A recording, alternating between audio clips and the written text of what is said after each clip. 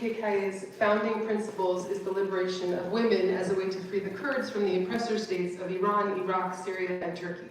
Kurds are an ethnic minority of 40 million people without a state of their own, for many complex and varied historical reasons. And the PKK and its offshoots also espouse the belief that if the country cannot be free unless all women are free.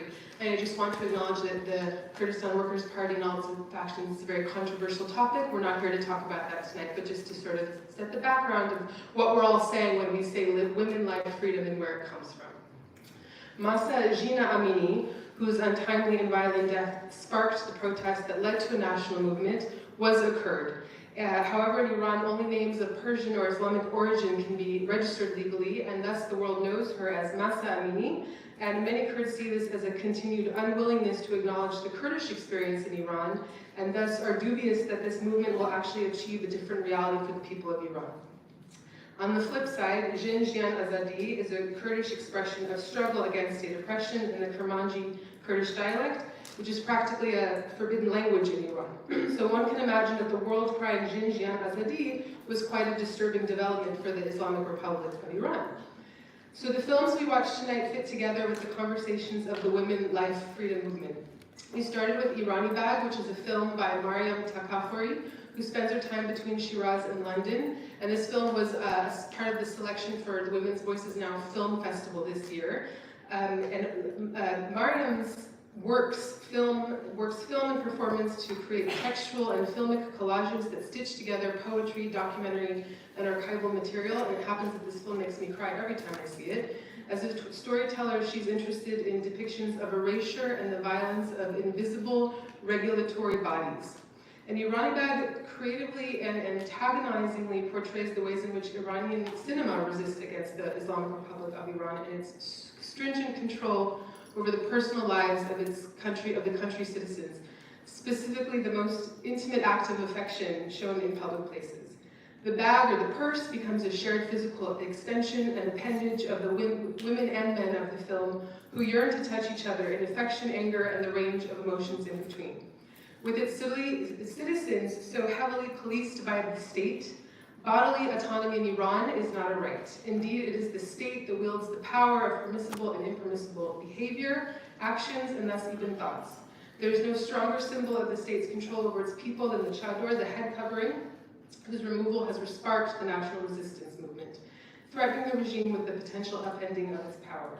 If we take a brief moment to remember the Islamic Revolution of 1978 and 79, we recall that a variety of women's organizations joined Khomeini's movement, agreeing to don the chador as a symbol of solidarity against the Shah, failing to believe that his intentions were to instate a theocracy and to strip women of their rights and freedoms as a means to control the rest of the population.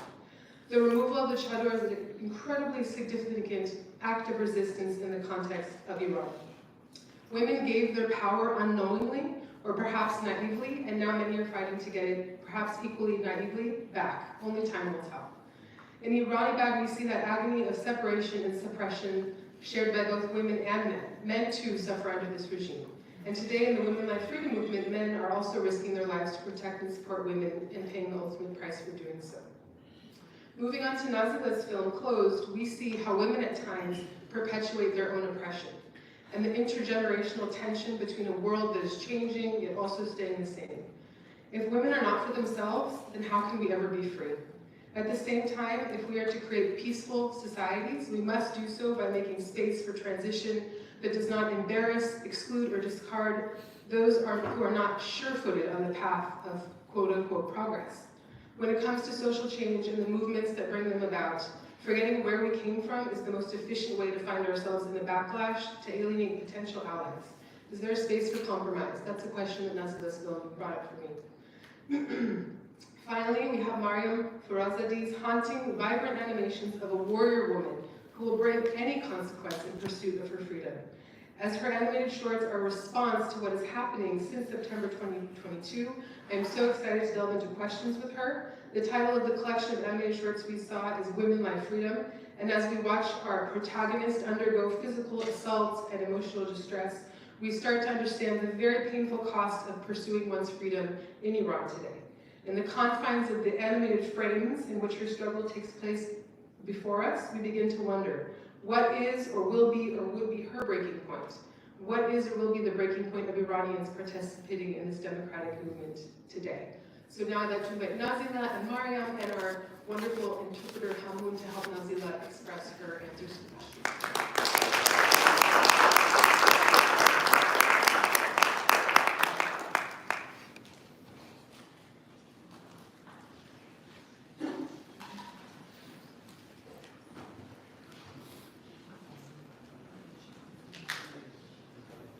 Nazila, to get started, can you introduce yourself? Tell us who you are, where you come from, how you came to be here tonight. Hi everyone, I'm Nazila Ahmadi. I'm so happy I'm here and now I'm learning English but I want now to speak Persian. خیلی خوشحالم که اینجا هستم. من نازیلا احمدی هستم، بازیگر و کارگردان افغانستانی که بین راه ایران و افغانستان به دنیا آمدم. زمانی که خانواده من 25 سال پیش به ایران مهاجرت کردن. Hello, my name is Nazila Ahmadi. I'm an actress and director. I was born 25 years ago when my family migrated from Afghanistan to Iran, in the border between Afghanistan and Iran. So tonight we met Nazila as we were settling in, and perhaps you had the opportunity to brush her hair in her performance piece. So Nazila, before talking about your film, can you recite first the words that inspired this piece of work in motion, because it is accompanied by a poem of sorts? I will read the translation of it in English, since it's a little bit long poem.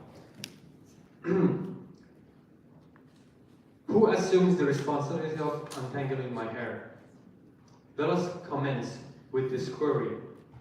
These dark, silken strands, symbolic of the East, have metamorphosed into constricting shackles around women's necks. Yet, they bear a message of brighter days yet to dawn. Man is inherently free, yet we wither in our quest to reclaim our essence, while our life force flows through the rivers of Kabul and Tehran. I'm Nazila, a woman, regardless of my geographical origins, a woman who contends for these intertwined locks, unravel my hair to free me from this oppression, unravel my hair to stand beside me, and rally against this injustice.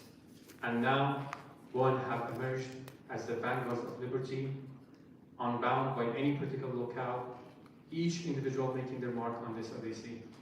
Together, we can attain genuine emancipation.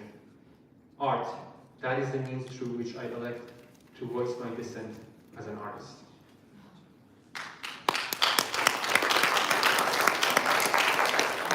Thank you, Hamoun, and thank you, Nazila, for literally getting to the physical matter that sparked this revolution. Were you in Iran at the time of the death of Masa Jina Amini, and did it feel different than previous times of unrest? نه من اون زمان ایران نبودم و دقیقاً یک هفته بعد از اینکه این اتفاق توی ایران افتاد من مهاجرت کردم به ایتالیا. اما قبل از اینکه مهاجرت کنم شرایط مشابهی به این جنبش زن زندگی آزادی رو بارها و بارها خودم بین تمام اون دخترها و زنها تجربه کردیم، به خاطر اینکه خیلی اتفاقات این سالهای اخیر افتاد که بستری فراهم بشه برای این جنبش زن زندگی آزادی. و دقیقاً در آگوست سال 2021 وقتی که طالب‌ها دوباره افغانستان رو گرفتن و افغانستان سقوط کرد، زنها به خیابون‌ها آمدن بدون که بترسن و بدون حمایت حتی مردها در دل طالبان رفتن و فریاد زدن نان کار آزادی، برای اینکه می‌خواستن حق خودشون رو بگیرن. و همینطور در ایران اوکی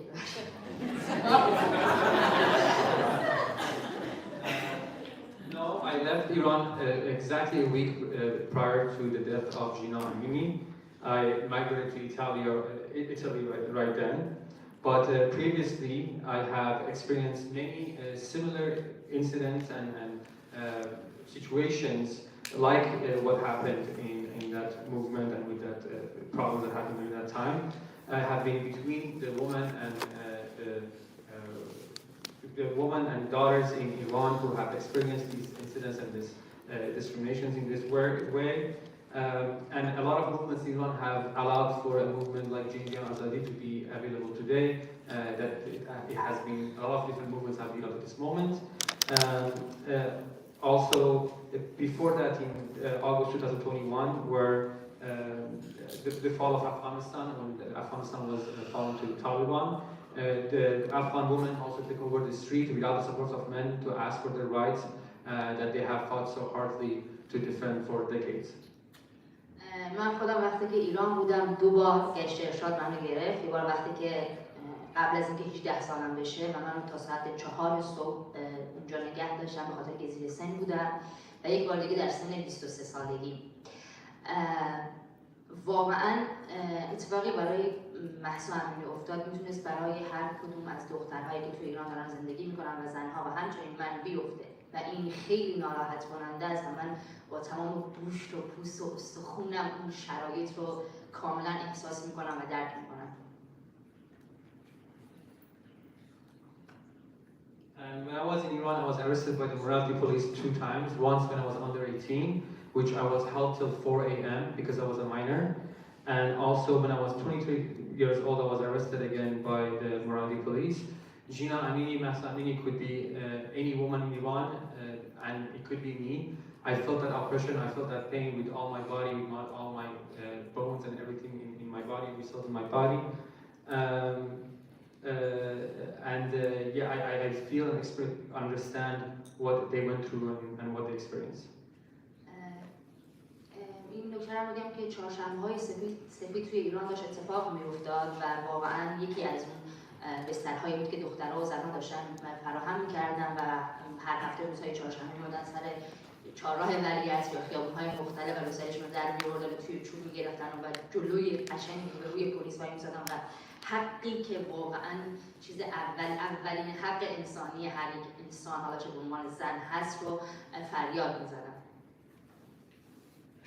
And I would like to also acknowledge that the movement that was White Wednesdays, which also kind of created this avenue for Jinjian Azadi to be able to succeed, was when Iranian women, women in Iran, not necessarily Iran women in Iran would every week go to the street, take off their scarf and put on a stick and stand in the streets in front of the police and asking for their most basic human right and screaming for their rights as women. On what grounds were you arrested by the morality police those 2 times?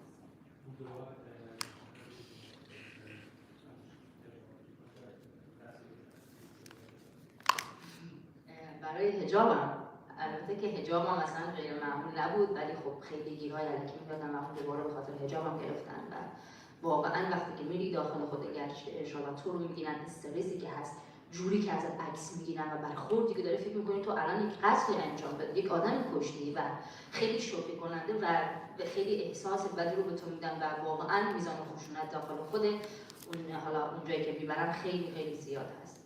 It was from the way I was wearing my scarf, which wasn't at all unusual.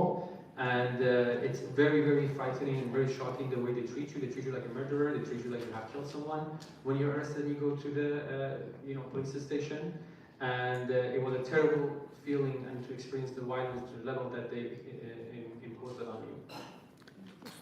Thank you, Nazima. Turning towards your film, your short documentary explores the lives of women in marginalized regions of Iran, specifically in Bandar Abbas and Hormuz Island. We watch one woman clean dead fish and prepare bread in a marketplace, and you speak about her daughter's honor and what the consequences would be if she caused her family to lose their honor. What happened in this particular family, and what did you hope to achieve by confronting a woman's upholding of a traditional honor code? And from your time in this community, would you say men and women equally enforce the honor code?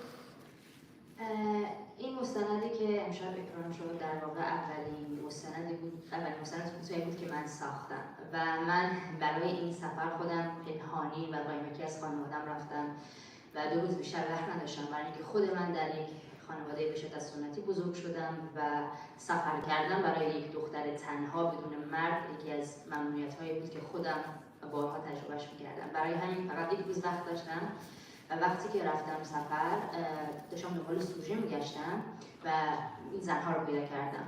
موقعی که شروع کردم رکورد کردن ویدیو، اولین سوالی که توی ذهنم اومد رو از زن پرسیدم. سوالی که من هرگز نتونستم از مادر خودم، از فامیل خودم در این مورد بپرسم و برام خیلی جالب بود که بدونم اون کسی که در واقع اون خانومی که جلوی من نشسته و یک مادر هست و یک زن هست و خودش داره زنانگی رو تجربه میکنه چه نظری راجع به این سوال داره.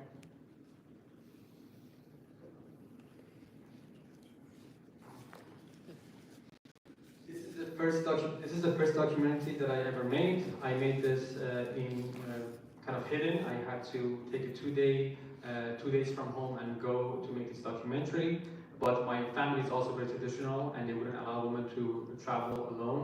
So I had to do this hidden from them. And I had 1 day to find the person that I want to make this documentary about. And when I arrived there, the first thing that came to my mind was this question to ask about the virginity from a woman who has experienced womanhood herself. And this was a question that myself I could never ask my own mother and express that with them. So it was very interesting for me to speak that to a woman that was traditional, who had experienced womanhood, and see what is her opinion about this. و اینکه من این سوال رو فقط از زنها پرسیدم و از هیچ مرد دیگه نپرسیدم، برای اینکه برای من مهم نظر زنها در اون موقع بود. And also, I only asked these questions from women in that area, because not men, because at the time I just really cared about women's opinion on this issue. و اینکه برای کسی در اونجا اتفاقی و در خانواده‌ای نیفتاده بود برای دختر. متاسفانه این یک دیدگاه اجتماعی تحمیل شده بر روی خانواده‌های حالا بیشتر سنتی و اجتماعی که ازش ناآگاهی دارن هستش و واقعا بین خیلی اتفاق میفته که منجر به قتل‌های ناموسی میشه که ما حالا در ماه‌های اخیر و هفته‌های اخیر چه در افغانستان چه در ایران خیلی شاهد این هستیم که به خاطر همین یک مسئله در واقع چقدر دختر دارن میمیرن و کشته میشن. And this incident had not happened in that family, which means that the daughter losing her virginity and then reacting to it. But this is a social or communal view that has been imposed on these traditional families, that they don't know any better, they're ignorant and understand, and it leads to honorable killings of daughters, and we have seen them in the recent days, even and months in Iran and Afghanistan. Nazila, who's the intended audience for this film, and have you managed to get it to them? And what's the role that short films like yours play in addressing taboo topics like the honor code and virginity? And do films like this make these discussions more accessible for people? And what is your goal with the film?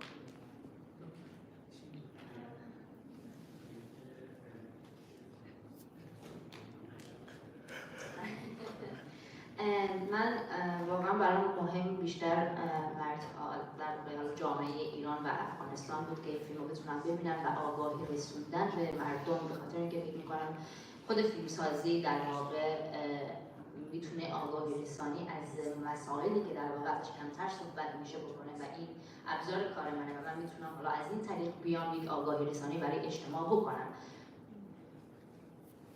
Yes, this is, I think, for the society of Iran and Afghanistan, I think the movies like this can create awareness for the people and create a kind of like avenue for discussions to happen. And mediums like art and like film that I have right now allow us to speak about things that we don't usually speak, and allow us to be able to have discussions that are hard.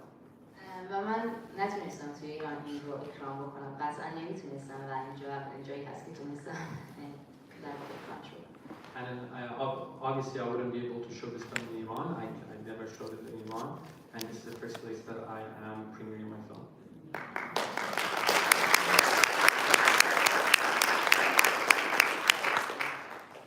Last question for you, Nazila. Why do you think it's important that people showed up here tonight to support these films and this conversation? And what would you like the audience members to take home tonight from this experience with you? برای من خیلی مهمه اول اینکه در واقع این بتونیم این آگاهی رسانی رو بکنیم.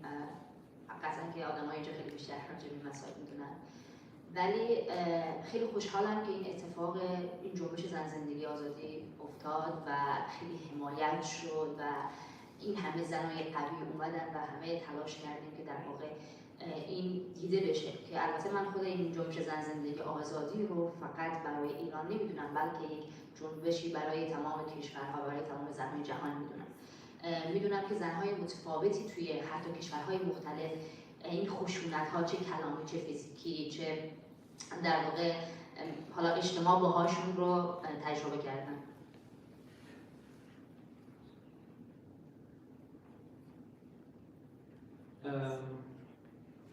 I think it's really important to make, to create knowledge around what's happening around these issues, and I think people are here to really know well about these things, probably better than me. But something that I want to really highlight is that I'm really happy that this revolution happened, and happy that so many women have came together and support each other. And I just want to mention that it's really important for me to know that the woman life freedom revolution for me, it doesn't just end or start in Iran. It's a revolution that's for all women around the world who have experienced similar violence of physical or other manners, and they have this is a revolution for all women.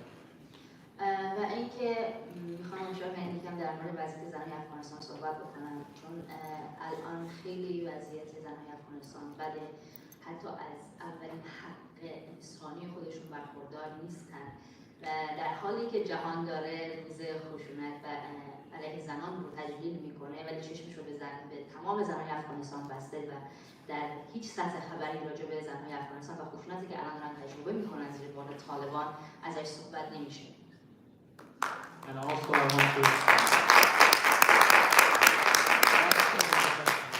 I want to take this time to highlight the situation for women in Afghanistan. I think it's really important to realize that as the world is celebrating a day that is for violence against women, women in Afghanistan are experiencing extreme levels of violence, and they don't have their most basic rights. But the news and nobody is really talking about them, and it's not seen and empowering or embracing the pain.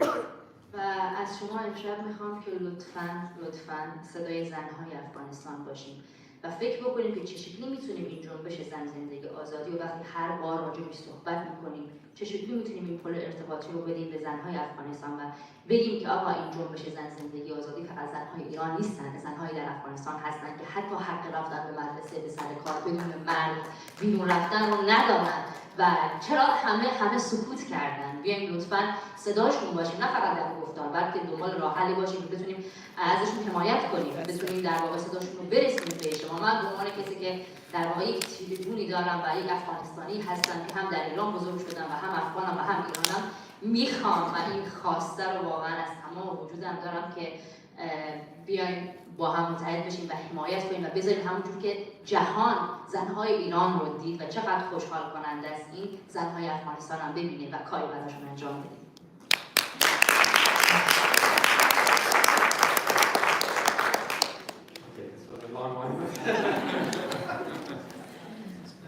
And I want to tonight be, as I have a platform and I'm here, I want to be the voice of women in Afghanistan. I think it's really important to realize and for us to think about how can we make a bridge between the revolution of women like freedom in Iran to the women in Afghanistan who do not have the most basic rights that they have. They're not able to go to school, they're not able to leave the house without a man's kind of like permission or accompanying them. And I think we should not be silent, and we should really support and give our voice and extend it to the Afghanistan women who really need that support, that need that unity and the kind of like the extension of this revolution. And I think, sorry, I'm gonna like this end of it, I'm gonna get a part of it, but I think it's I'm gonna get a clarification.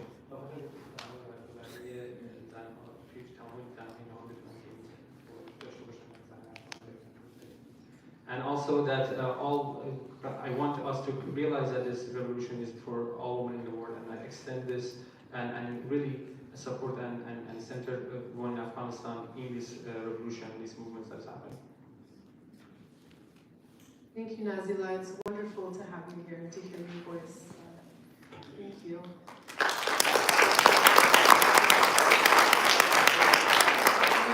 I'm very excited to hear your voice now. So tonight we watched a series of animated shorts that you created on the theme of women like freedom. And before you tell us more about all the beautiful ornate elements we saw, the sounds and significance within each short, can you please tell us about yourself? Sure. Thank you. And I promised Mario that if she needed a little help with translation, we'd be able to. Thank you, Heidi. Thank you, everyone, for participating. So my journey as a filmmaker and visual artist started from Iran, and it brought me to Los Angeles with a stopover in Rochester, New York, where I studied film and animation. And my art was shaped by my upbringing in Iran, where Iranian women are expected to have neither voice or any ideas. And as I remember when I was a kid, I started realizing how different I'm being treated comparing to my brother, for example. And later, when I got older and got into the society, I could see the discrimination against the women everywhere, in school, at work, and that was always on my mind, why I, as a human being, are being treated differently than my male counterparts. So it has always been my challenge, and this challenge and my fight started from my family, obviously. My family is not a religious family, but they're traditional. And I soon realized that this has become part of our societal norms, and not only men are kind of used to this, but also women kind of accepted it as a social norms. And I decided, one of the reasons I decided to become a filmmaker was to be able to use my art and my storytelling to create change. And I realized that if I genuinely want to pursue my passion for filmmaking, I have to do it without any limits. And that's why I crossed the wall to do that. Beautiful. So tell us what we saw tonight. There was hair, a horse, tear gas, a gunshot to the eye, and sort of like military marching music that accompanied each work. So I'd love to know about all of these elements, what you hope to convey through the animations. And we watched them in the series, but is that how you mean for them to be consumed? Because I know when we first met it was individual pieces. So what is the experience supposed to be versus what we saw tonight? Sure. So most of these pieces were inspired by all the events, all the active protests by the protesters. As you could see in other pieces, it was obvious that I was inspired by all of the acts that people used to show their anger with this violence happening in Iran. For example, one of them, the first one, burning hijab, was one of the first way of showing the way that women started to show their anger of this violence against women's body. And the other one, the one that cut their hair, has a long story actually. It goes back to Iranian history, where women cut their hair when they didn't have any power to stand up, and it became a symbol of rebellion and also a symbol of being ready to fight. And it was used in Shahnameh as one of our Ferdowsi is one of our prominent poets. And also it was used by Kurdish women on Mahsa Amini's grave. They started cutting their hair to show their mourning on this violence against her. There's one piece that I personally really like, is the one that the girl is being shot in her head, in her eye. And it was inspired by those beautiful young women and men who were shot by the security forces to stop them, to stop their demonstrations against themselves. And not only it didn't stop them, but also they started like sharing their pictures with their wounded eyes on social media and showing the peace sign. And that was really touched me because I could see how courageous these people are and how they're ready for fight, and they're not ready to give up, and how courage could be contagious. So that was like, I think I answered the first piece of your question. And these pieces were created like as an individual pieces as the demonstration was happening.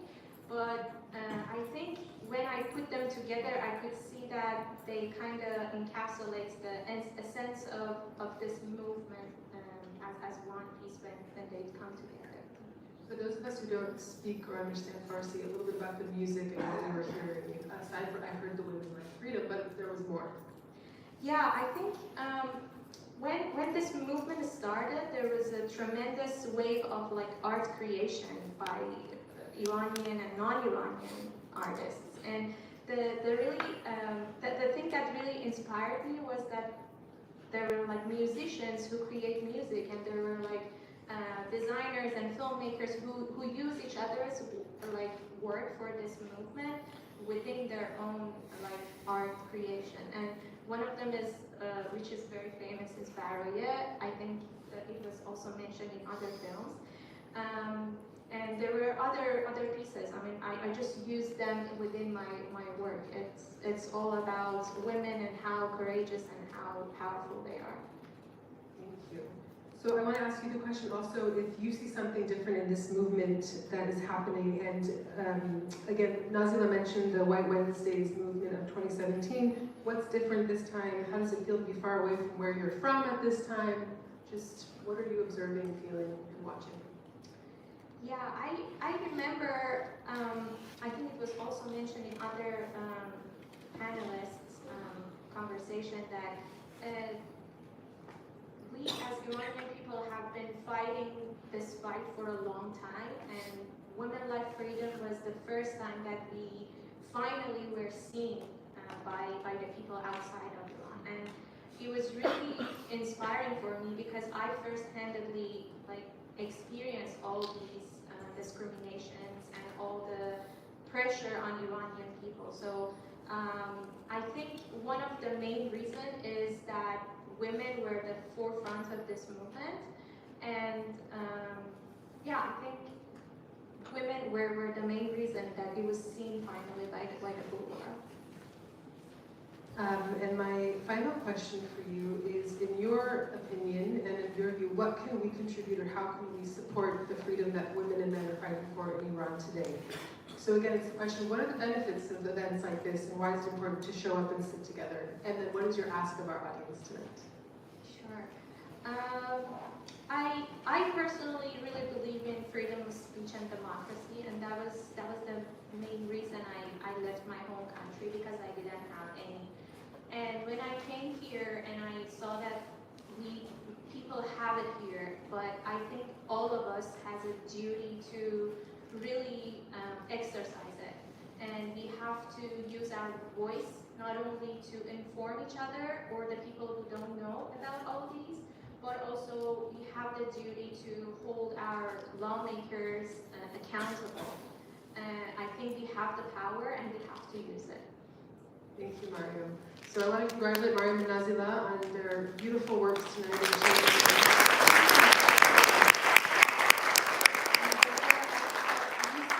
To end our evening and do our call to action, I want to remind everyone today is Giving Tuesday. And you have an opportunity in the lobby to support Empower Women Media and Women's Voices now with tax-deductible donations. So if you'd like to see more programming like this, I highly encourage you to make a contribution. All contributions are generous, and especially on Giving Tuesday. So thank you all for being with Empower Women Media and Women's Voices now tonight. And Lisa, please come and end our evening together.